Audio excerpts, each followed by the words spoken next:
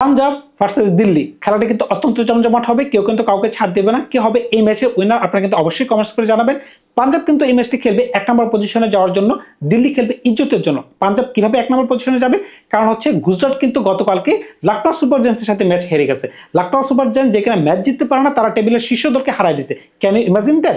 Lucknow super giants কিন্তু প্রথম batting করে 236 রানে 5 রান করতে পারছে। কিভাবে করছে আপনারা যদি খেয়াল করে থাকেন, মিচেল মার্শ টুর্নামেন্টের প্রথম ফরেন ক্যাটাগরি কোনো ব্যাটসম্যান সেঞ্চুরি করে ফেলছেন। তিনি কিন্তু প্রথম দিকে স্ট্রাগলিং করতেছিলেন, প্রথম 15 বল 20 বলে কিন্তু তার তেমন ধরনের রান ছিল না, কিন্তু পরের 25 বল 30 বল তিনি যেভাবে খেলছেন দুর্দান্ত খেলছেন।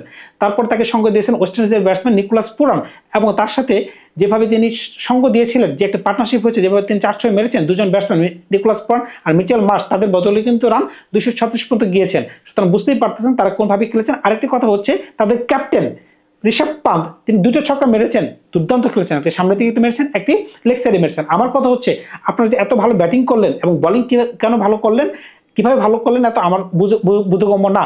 কেন বলতেছি, যেখানে 16তম ওভারে তাদের রান ছিল 182 রান, 3 উইকেটের বিনিময়ে তারা কিন্তু 4 ওভারে 60টা নিয়ে যেতেই পারতো, কিন্তু দেখেন আপনারা 4 ওভারে রান দিয়েছেন মাত্র 20 রান, উইকেট নিয়ে ফেলেছেন 6টি। সুতরাং বুঝতেই পারতেছেন লখনউ সুপার জায়ান্টস কিন্তু কালকে ব্যাট হাতে এবং বলাতে দুর্দান্ত খেলেছেন, সেই কারণে কিন্তু গুজরাটের সবটা কিন্তু ভেঙে গেছে।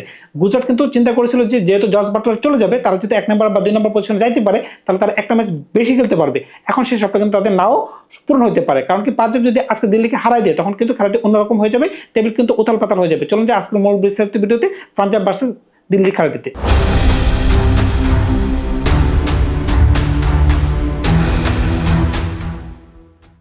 পাঞ্জাবের স্ট্রেংথ আসলে কোন জায়গায় ছিল, কেন টুর্নামেন্টের শুরু থেকে আজ পর্যন্ত এত ভালো খেলতেছে, এবং কি কাপ নেওয়ার জন্য মোস্ট ফেভারিট? কারণ হচ্ছে তাদের যে দেশি যে প্লেয়ারগুলো আছে তারা কিন্তু খুবই ভালো, এমনকি ওভারসিজ যে প্লেয়ারগুলো তারা পিক করেছে খুবই ভালো ছিল। আপনারা যদি প্রথমে একটু ওভারসিজ প্লেয়ারগুলো একটু দেখেন, ম্যাক্সওয়েল টুর্নামেন্ট থেকে ছিটকে পড়ে গেছেন, কিন্তু তিনি ব্যাটাতে ভালো করতে না পারলেও কিন্তু ক্রুশাল ম্যাচে তিনি উইকেট নিয়ে পর্যন্ত গেছেন।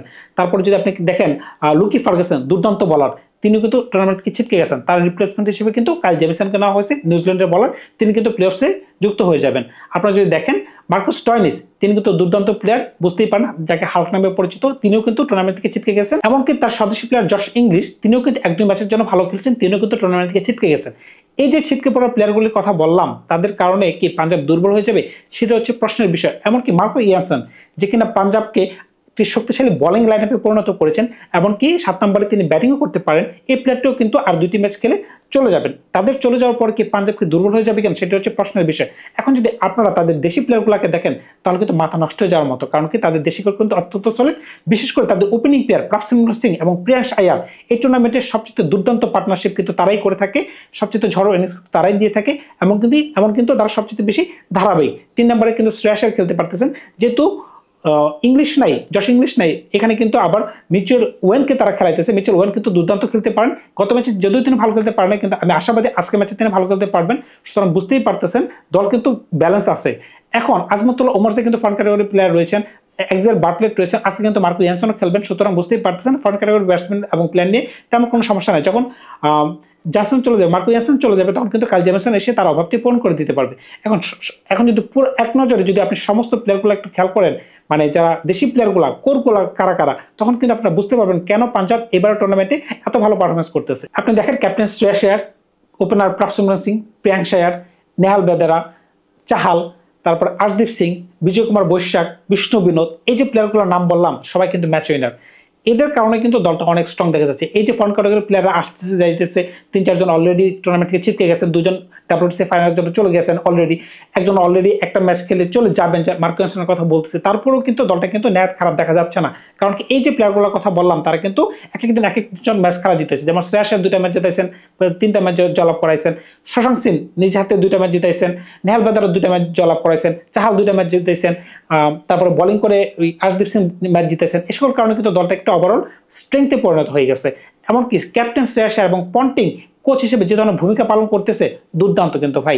এখন যদি এক নজরে আজকের ম্যাচটিতে আপনারা যদি পাঞ্জাব দলকে সাজান, তাহলে আপনারা বুঝতে পারবেন এই দলটিকে কেমন দেখাচ্ছে। যদিও কিন্তু অনেক প্লেয়ার কিন্তু আনঅ্যাভেলেবল, তারপরে কিন্তু আমার কাছে এই দলটিকে দেখতে ভালোই লাগে, খাতা কলমে ভালো লাগে, এমনকি তারা মাঠেও ভালো খেলে। কারণ কি আপনারা যদি খেয়াল করে থাকেন গত ম্যাচটিতে যারা এই ম্যাচটিতে যারা জয়লাভ করেছিল, ওই ম্যাচেও কিন্তু ফরেন ক্যাটাগরি প্লেয়ার কিন্তু অনেকগুলোই মিসিং ছিল, তারপরেও কিন্তু প্রথমে উইকেট পড়ে গিয়েছিল।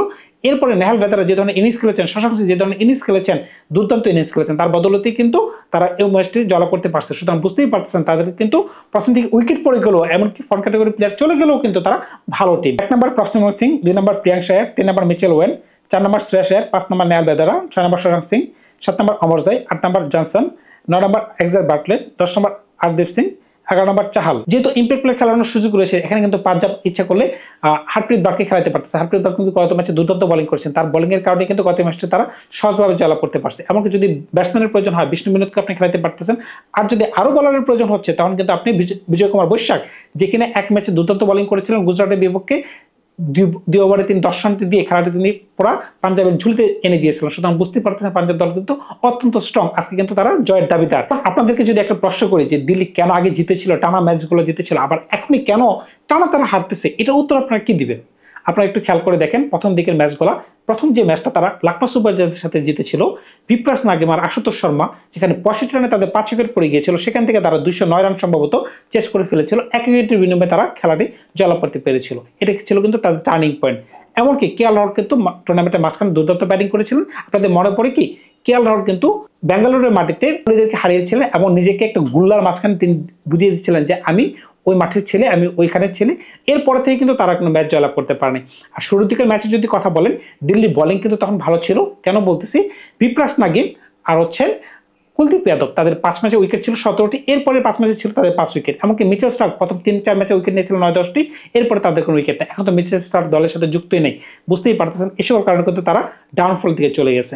এখন দল তো দুই দলেরই ভালো, পাঞ্জাবেরও ভালো, দিল্লিরও ভালো। দিল্লির দল কিন্তু নেহাত খারাপ না, কিন্তু দিল্লির এভাবে ডাউনফলের পেছনে কি শুধুমাত্র বলারই দেয়? না, মোটেই না।